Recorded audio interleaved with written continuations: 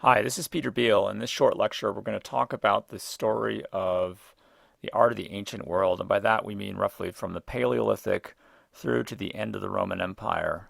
To try to capture this in really even a semester is difficult, and in a short audio video lecture like this, may be even impossible. But we'll touch on some major highlights that I think I can convey in a brief amount of time. The story of human art really begins in the Paleolithic, the period before the arrival of agriculture and architecture. We have a vast number of paintings, most of them preserved on caves, although there must have been a great number of them lost.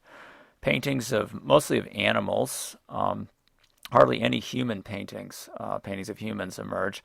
And then there's a wide variety of sculpture, some of it in relief, some of it freestanding, again, of animals, but also of people, especially female figures.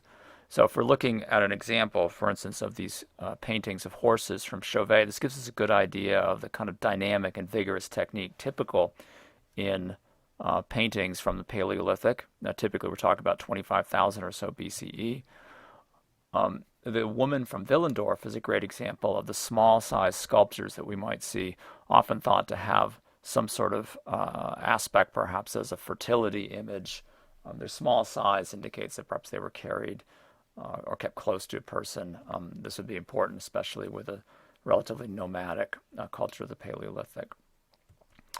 When we come into the period following about 10,000 or so BCE, we call this era the Neolithic. And this is because we're before the use of metal in tools and after that nomadic hunter-gatherer lifestyle typical of the Paleolithic.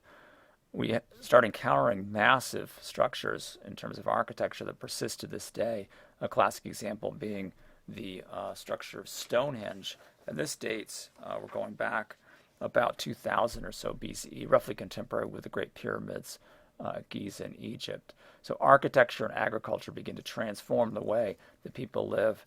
The opportunity for building and much more sophisticated works of painting, sculpture, and so on develop as artists, in essence, begin to specialize.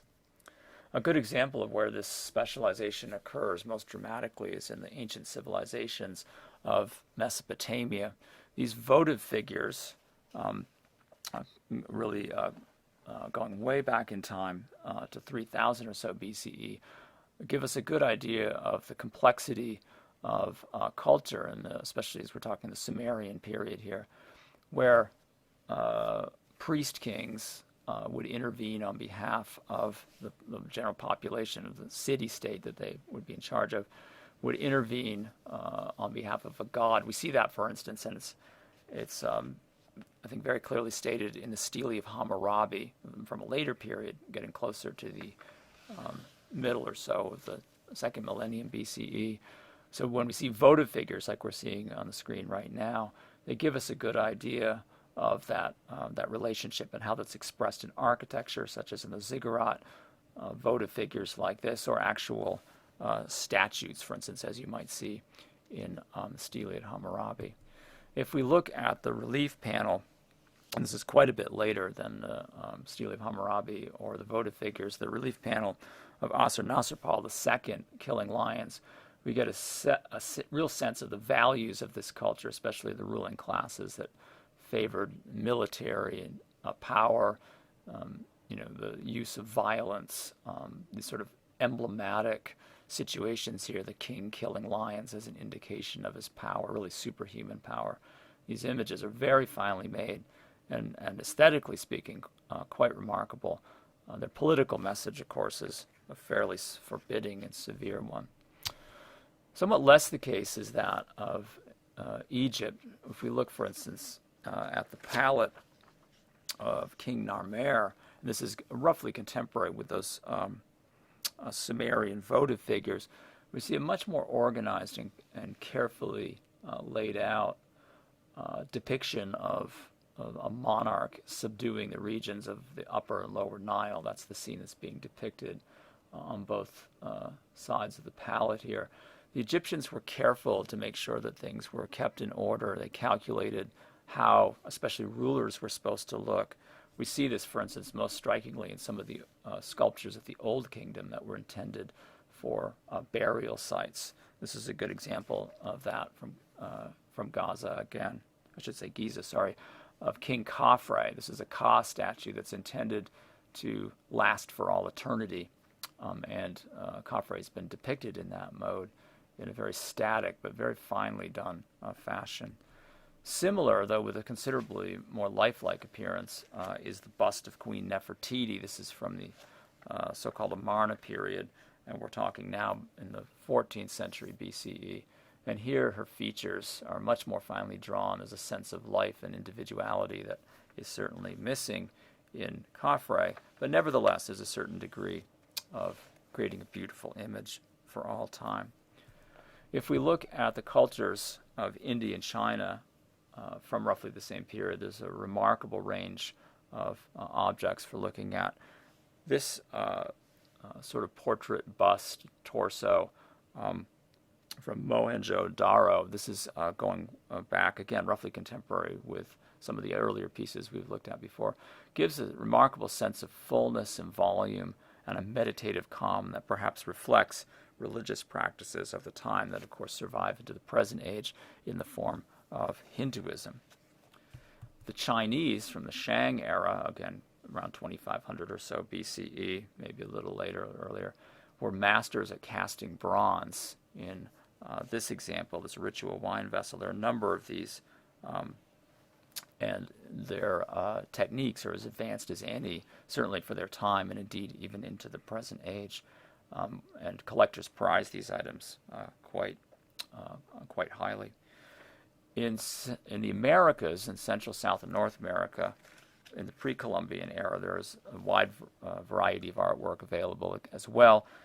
We obviously don't have time to survey these things, but we can certainly see a remarkable sense of form and solidity in this Olmec head, dating back roughly to the middle perhaps of the first millennium BCE. This is just one of a number of very interesting sculptural and other artistic works.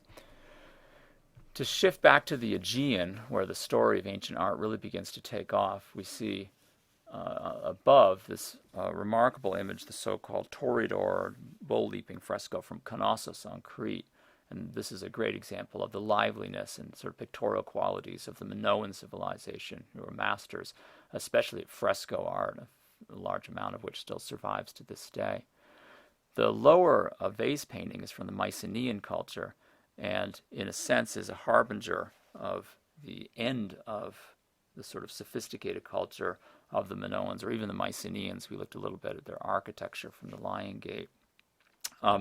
When we think about what happens, it's roughly the age, the time period is around 1200 or so BCE.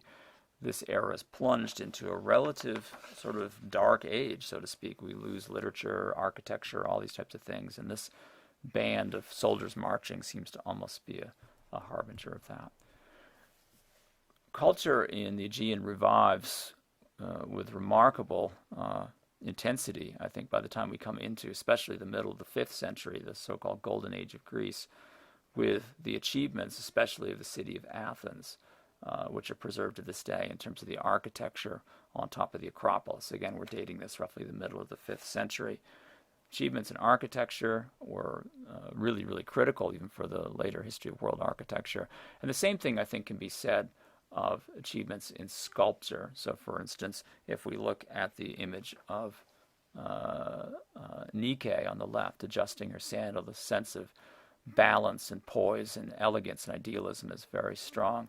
And that continues, modified somewhat, in the example of Lysippus's, the so-called scraper, an athlete preparing or cleaning up after competition, indicates that in both the male and the female, the Greek artist had really begun to understand how to articulate the joints, muscles, and so forth to create a pleasing and aesthetic image.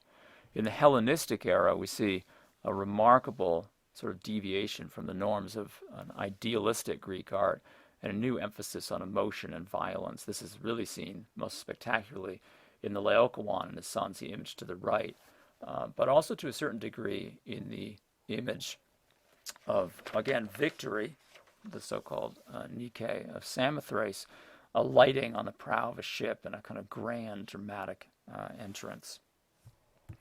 The next major culture that we encounter is that of Rome. And in the image of Augustus of Prima Porta, we see the degree to which Romans were really mostly inclined to adapt Greek principles to political purposes. So we see an image of a soldier, a general, Augustus, that is very clearly modeled on the Greek example of the spear bearer, even something like the scraper, but has been decked out in a kind of political guise as, again, a general, a soldier, with images of divine ancestry down there at his right foot. That Cupid riding a dolphin alludes to his ancestry from Venus.